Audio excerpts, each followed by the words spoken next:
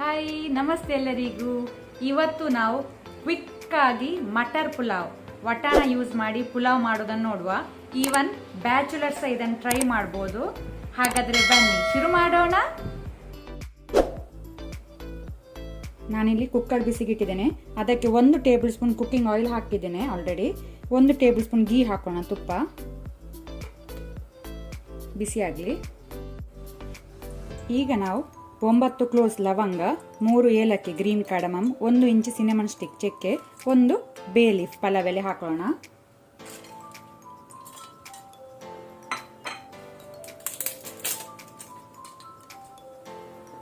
ಅದರ ಜೊತೆನೆ 1 medium size onion ಈರುಳ್ಳಿ,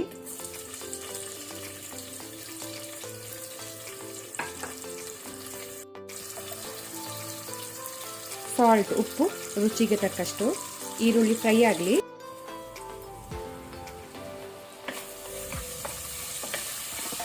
ಈರುಳ್ಳಿಯನ್ನು ಜಾಸ್ತಿ ಫ್ರೈ ಆಗ್ಬೇಕಂತಿಲ್ಲ, ಸ್ವಲ್ಪ ಪಿಂಕ್ ಆದ್ರೂ ಸಾಕು.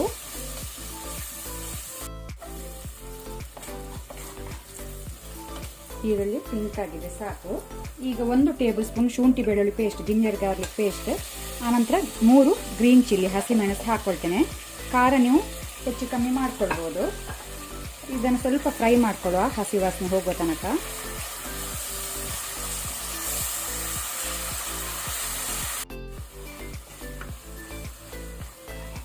ಶುಂಠಿ ಬೆಳ್ಳುಳ್ಳಿ ಪೇಸ್ಟ್ ಒಳ್ಳೆ ರೀತಿ ಫ್ರೈ ಆಗಿದೆ. ಈಗ 1 ಮೀಡಿಯಂ ಸೈಜ್ ಟೊಮ್ಯಾಟೊ ಹಾಕೋಣ. ಇದು ಸ್ವಲ್ಪ ಫ್ರೈ ಆಗಲಿ.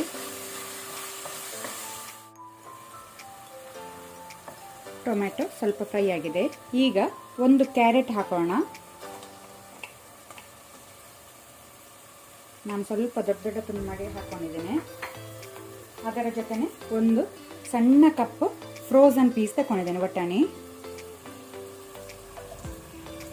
ಸ್ವಲ್ಪ ನಾನು ವಟಾಣಿ ಇವತ್ತು ಜಾಸ್ತಿ ಯೂಸ್ ಮಾಡ್ತೇನೆ, ನನಗೆ ಇಷ್ಟ ಆಗ್ತದೆ ಸ್ವಲ್ಪ ವಟಾಣಿ. ಇದಕ್ಕೆ ಜಾಸ್ತಿ ಹಾಕೊಂಡ್ರೆ, ನೀವು ಬೇಕಂದ್ರೆ ಸ್ವಲ್ಪ ಕಡಿಮೆ ಹಾಕೊಳ್ಬೋದು.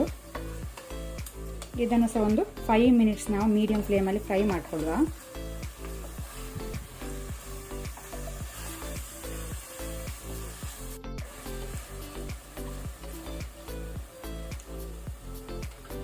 ನಾನು ಈ ಲೋಟೆಯಲ್ಲಿ 1 ಲೋಟೆ ಜೀರಾಕ್ಸಲ ರೈಸ್ ತಗೊಂಡಿದ್ದೇನೆ.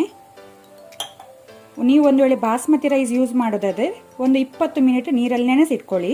ನಾನಿಲ್ಲಿ ಈಗ ಜೀರಾಕ್ಸಲ ರೈಸ್ ಯೂಸ್ ಮಾಡೋದ್ರಿಂದ ತೊಳೆದಿದ್ದನ್ನು ನಾವು ಡೈರೆಕ್ಟ್ ಹಾಕೋಣ.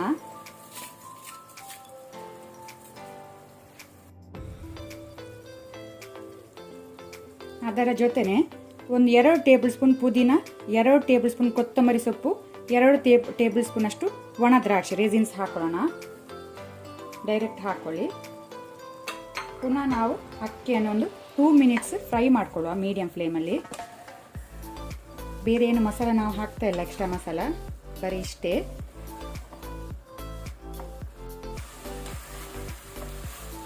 ನಾನಿಲ್ಲಿ 1 ಲೋಟ ರೈಸಿಗೆ 2 ಲೋಟ ನೀರು ಹಾಕೊಳ್ತೇನೆ, ವಾಟರ್.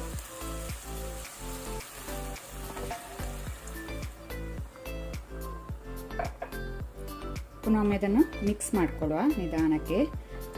ಈ ಸ್ಟೇಜಲ್ಲಿ ನೀವು ಉಪ್ಪು ಸಾಲ್ಟ್ ಚೆಕ್ ಮಾಡಿ.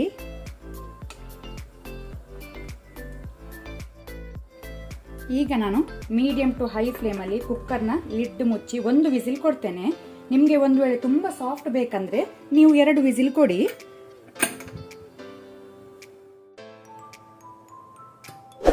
ಕುಕ್ಕರ್ನ ಪ್ರೆಷರ್ ರಿಲೀಸ್ ಆದ ನಂತರ ನಾನು ತೆಗೆದೆ. ನಮ್ಮ ಪಲಾವ್ ರೆಡಿ ಆಗಿದೆ ಸರ್ವ್ ಮಾಡಲಿಕ್ಕೆ.